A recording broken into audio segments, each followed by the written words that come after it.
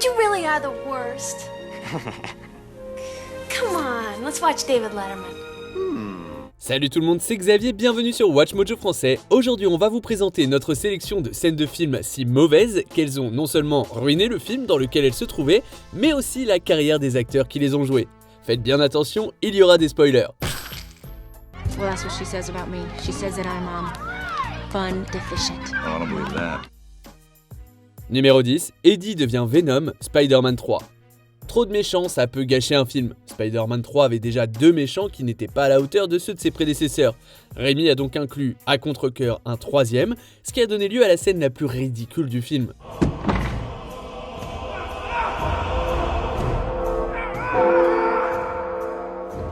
Alors qu'il prie pour la chute de Peter, Eddie lève les yeux juste à temps pour voir son rival combattre le symbiote et devient lui-même infecté.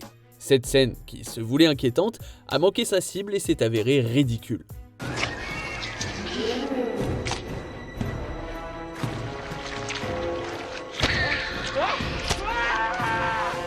La scène est tombée tellement à plat que la carrière naissante de Topher Grace à Hollywood en a pris un coup, entraînant une série de projets médiocres qui n'ont pas eu d'impact durable.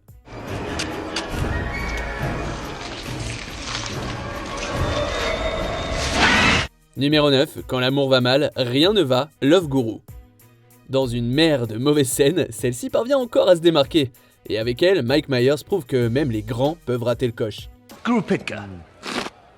This is Jane Bullard, owner of the Toronto Maple Leafs. Love Guru, c'est la définition même d'un flop. Ses problèmes sont parfaitement résumés lorsque le gourou Pitka rencontre Jane pour la première fois. Comme si l'émulation d'un numéro de danse Bollywood ne suffisait pas, le film est parsemé d'une série de blagues grossières et tendancieuses qui ne servent à rien. So, you are the owner of the ice hockey team, the Toronto Maple Leafs. Actually, it's Leaves. Who said that? Oh! How did you get there? This little guy scared the crap out of me. C'est un échec plutôt rare dans le catalogue de Mike Myers qui a interrompu ses apparitions au cinéma pendant près d'une décennie. I find that term condescending. Condescending. That's a big word for you. Numéro 8, trou d'un coup, Boat Trip. Bien qu'il ait gagné beaucoup de sympathie avec son travail dans les années 90, les perspectives de Cuba Gooding Jr. ont pris un sérieux coup à partir des années 2000 et Boat Trip n'a aidé ni sa carrière ni son image. My name's Faversham. Lloyd Faversham. Nick Rigoni. Nick? Jerry. Jerry? Faut dire que le film est homophobe, plusieurs punchlines étant centrées sur les réactions des personnages à la croisière gay qui se déroulait autour d'eux. Le pire moment, c'est celui où Jerry et Nick réalisent où ils se trouvent, après une longue série d'euphémismes lourds, bien sûr. You two have an open relationship? Open? What do you mean by open relationship? I mean, do you date? Of course we date, that's why we're here. Yeah. That's absolutely wonderful. Leur réaction horrifiée fait rouler des yeux, la chute étant si évidente que tout le monde pouvait s'en rendre compte. Et ainsi en un seul instant, Gooding Jr. est passé de gagnant d'un Oscar à celui de rôle principal dans des films qui sortent direct en vidéo. Whatever we want to do, we can do it. Because it's a gay cruise. It's a gay cruise, Jerry, not a bi cruise. It's a gay cruise. Capital G, capital A, capital Y, M, C, A, gay cruise, Jerry!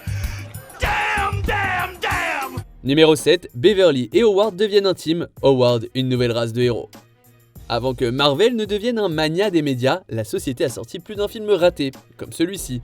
Bien qu'il ait eu le potentiel d'être amusant, il a aussi essayé d'être trop sérieux, ce qui a conduit à un ton inégal. I have developed a greater appreciation for the female version of the human anatomy. La cerise sur le gâteau a été la scène dans laquelle le canard principal et l'actrice principale commencent à tomber amoureux l'un de l'autre. Les blagues sur la bestialité combinée à l'intimité implicite étaient plus qu'inconfortables. My apartment's zillions of miles from here. You're 3 feet taller than I am. I just can't resist your intense animal magnetism. C'était si grave que Lea Thompson a immédiatement accepté un rôle qu'elle avait initialement refusé pour tenter de sauver sa réputation. Un changement radical par rapport à Retour vers le futur. I've got a headache. And I got the aspirin. Be gentle. Just one good night kiss, sweet ducky. Come on, Howard, I was just kidding. Night. Numéro 6, Bustopher Jones, Cats. Les choses vont mal quand Andrew Lloyd Webber lui-même vous supplie de ne pas jouer dans l'adaptation de sa comédie musicale. James Corden ne chante qu'une seule chanson dans Cats, mais ça a suffi à couler sa carrière. I don't haunt pubs. I have 8 or 9 clubs. For I'm the St. James's Street cat. Bustopher Jones résume tout ce qui ne va pas. C'est grinçant sur le plan musical et parsemé d'une série d'éléments comiques peu drôles. La prestation de Corden était à des kilomètres du charme de l'interprétation de la production théâtrale.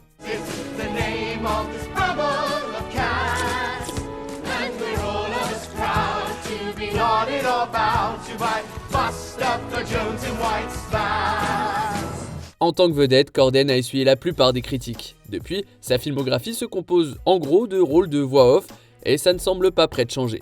Yep, okay, nice and good. Everybody ready? And 5, 6, 7, and just before noon's not a moment to say.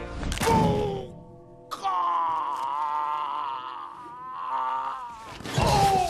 Numéro 5, Can't Take My Eyes Off You, le fils du masque.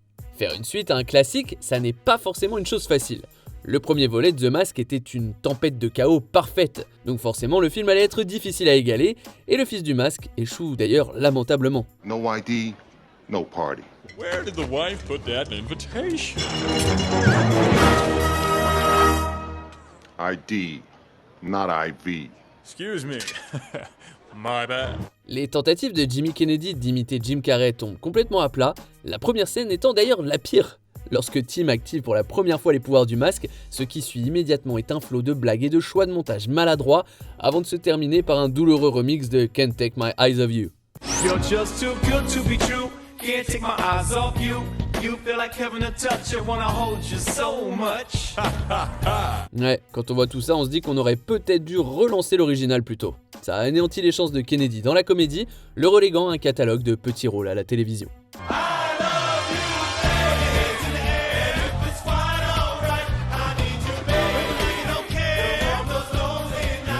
Numéro 4, Cintre en fil de fer, Maman très chère.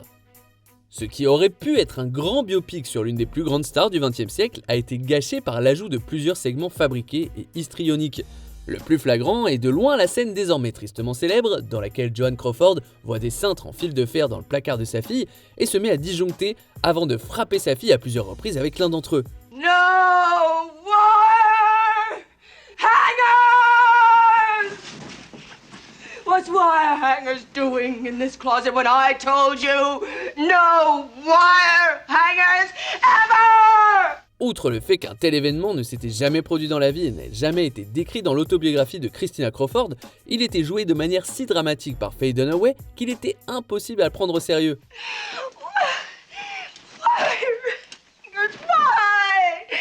Why? Christina, get out of that bed! Get out of that bed! L'actrice elle-même a accusé le film d'être à l'origine de la chute de sa carrière et n'en parle d'ailleurs que très rarement. Get up, clean up this mess!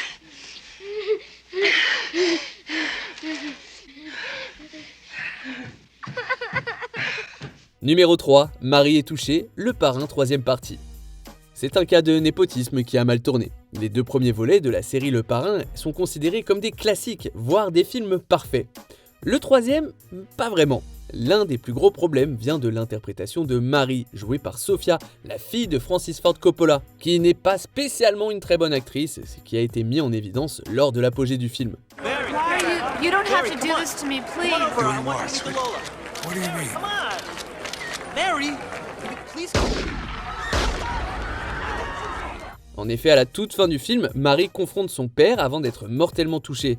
Ça aurait dû être poignant, mais l'interprétation de Coppola en réduit totalement l'impact. Dad?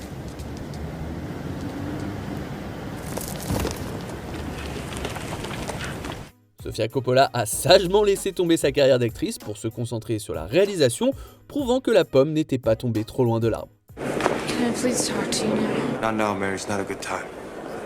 You're just like my father. Come on, stay with the family. Go on. Numéro 2, la scène de la piscine, Showgirls. Passer du statut d'enfant star à celui d'acteur légitime est plus difficile qu'il n'y paraît, mais la solution n'est pas toujours de choisir le projet le plus mature qui soit. Elizabeth Berkley l'a appris à ses dépens après avoir signé pour Showgirls. Le film a été traîné sur les charbons, les personnages et l'intrigue étant critiqués pour leur ridicule. You nervous? Don't be. I'm not. Rien n'illustre mieux cela que la désormais célèbre scène d'intimité dans la piscine. Elle déraille complètement avec Nomi qui se débat dans l'eau de façon erratique, tuant tout potentiel d'un moment authentiquement sensuel.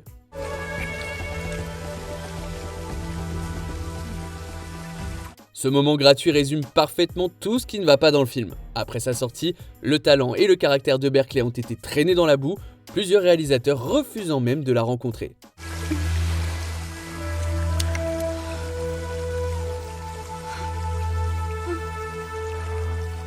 Avant de continuer, abonnez-vous à notre chaîne et sonnez la cloche pour être tenu informé de nos dernières vidéos. Vous pouvez être notifié occasionnellement ou pour toutes les vidéos. Sur votre téléphone, assurez-vous que les notifications sont activées dans les paramètres.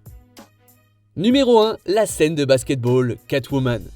Remporter un Oscar et un Golden Raspberry en l'espace de quelques années seulement, c'est un exploit en soi. Après avoir connu un immense succès au début des années 2000, Halle Berry est apparue dans Catwoman.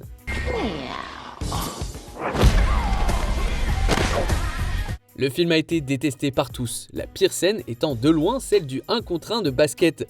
Destinée à montrer l'approfondissement de la relation entre Patience et Tom, elle n'est finalement qu'une série de plans vertigineux et de coupes gratuites, sans qu'aucun des deux ne joue vraiment au basket.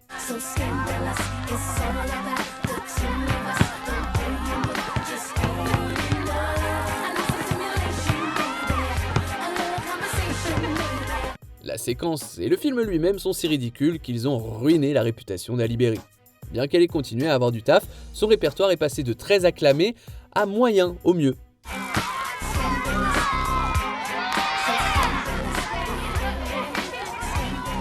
Can we have our ball back? You don't seem so fun to fishing to me. Certains de vos acteurs préférés ont-ils vu leur carrière affectée par une seule scène ? Right, well that's not going to work, is it? Okay? Look at you and look at me and you know that I'm sensitive about my size. Que pensez-vous de notre sélection ? Dites-le moi dans les commentaires et checkez ces autres super vidéos de WatchMojo français.